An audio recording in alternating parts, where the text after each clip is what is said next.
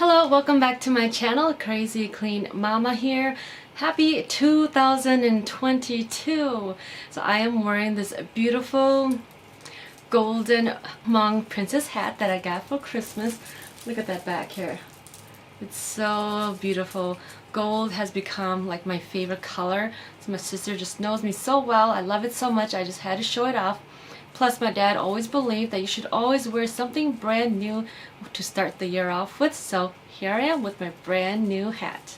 So in this video, I will be sharing with you my top parenting goals for 2022. And I printed them all out here. And I'll be posting it on my wall because I know we tend to get really motivated that first month of January to really complete our goals. But after January passes, we tend to lose track or lose motivation of our New Year's resolutions or goals. And so because these goals are so important to me, I didn't want that to happen. So I printed them out. I'll be posting them in my office. And I'm hoping that seeing it every day, that I'm reminded daily and I won't lose track of motivation. My baby is 7 months old right now, and so these goals are geared towards his developmental stage. But even if your baby is a different age, I'm sure that you can relate to a few of these goals. Okay, so the first goal on my list here is no added sugar to my baby's food. I know it'll be challenging as he gets older and starts eating more solids and starts experimenting with more foods, but it is a hopeful goal that he won't eat any added sugar at all. My long-term goal is to make it to 3 years old, but I'm going to start with baby steps and just focus on 2022 and make it a goal to introduce no added sugars to his palate. And I know I'm struggling with things like, what about his first birthday? Are you going to let him eat his own cake? Or what about when he goes trick-or-treating? Are you not going to let him eat his own candy? Like, am I going to be a bad mom for not letting him eat his own birthday cake or candy from Halloween? So yes, I'm struggling with those couple things right now, and I'll deal with them later. Right now I'm focusing more on the health aspect and really working on getting him started with the right palate. And so fingers crossed that I can do it. I will obviously need my husband's support and other people around me. The next goal on my list here is to make my baby's food myself as much as possible. My goal is at least 4 out of 7 days of the week is to make his food myself. And I know we'll have to make exceptions, such as if we're away on vacation and it's not practical to make his food, like that's okay.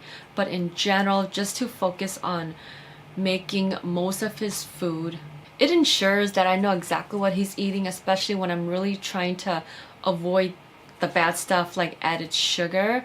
And I recently posted a TikTok video comparing my homemade Paris version of a green smoothie to a store-bought one, which was by Once Upon a Farm.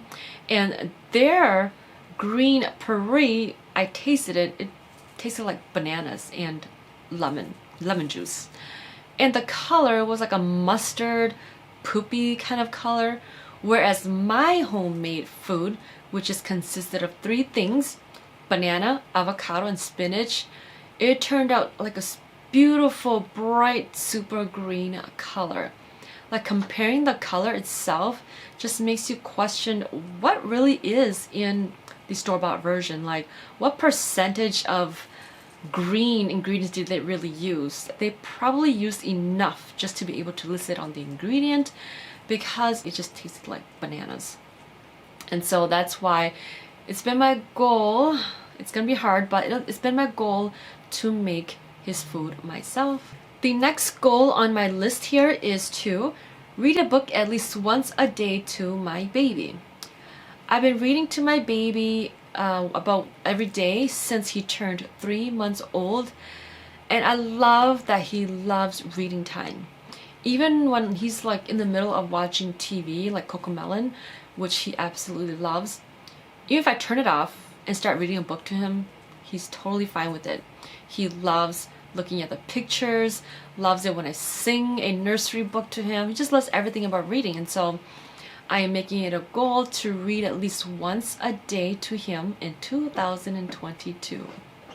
The next goal on my list here is weekly family outing to get my baby out of the house and explore the environment around him.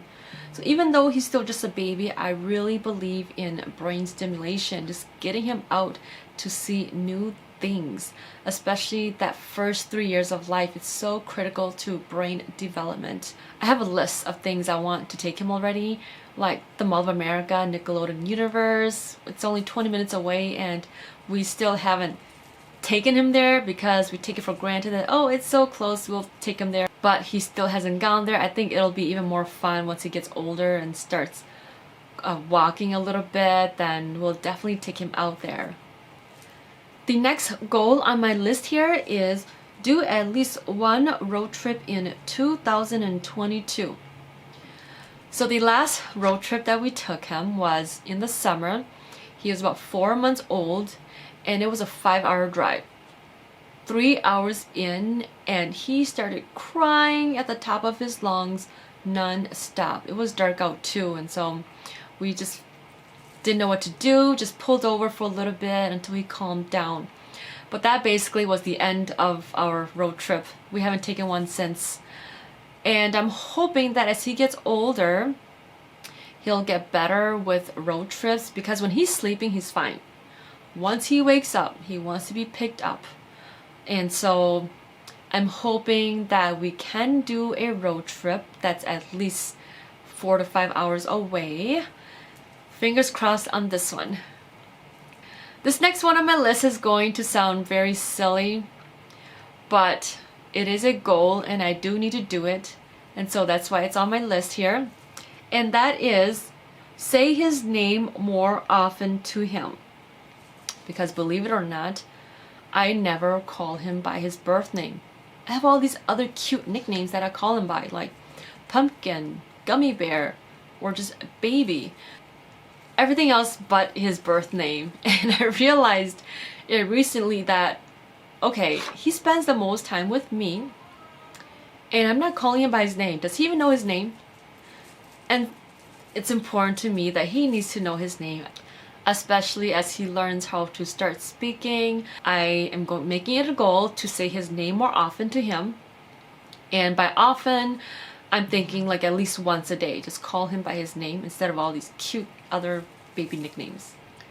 Alright, this last goal on my list here is probably the hardest goal of all. Even harder than the no added sugar thing, believe it or not. And that is raise my baby bilingual. I know it's going to be very, very tough because all of my nieces and nephews, they are raised in bilingual homes, but they are only speaking English. And so I realize how hard it is, especially once your kid goes off to school and starts making friends and everybody's only speaking English.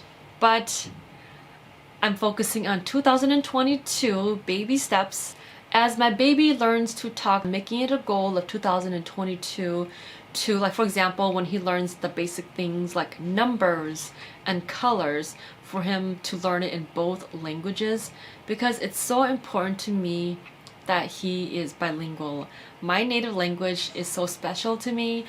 I'm so proud that I can read, write, and speak my native language, and so it's important to me that he can do that as well. Introduce him the basic words, whatever he learns in English, then I'm going to have him learn it in Hmong as well. So for this goal, it's going to be 2 fingers crossed. Alright, so those were my parenting goals for 2022. I will definitely give an update near the end of the year. So be sure to subscribe to my channel and don't miss my update. Thank you so much for watching. If you have any other goals or ideas you think that I might really like, definitely comment below. I would love to hear them. Thank you, and I'll see you in my next video. Bye!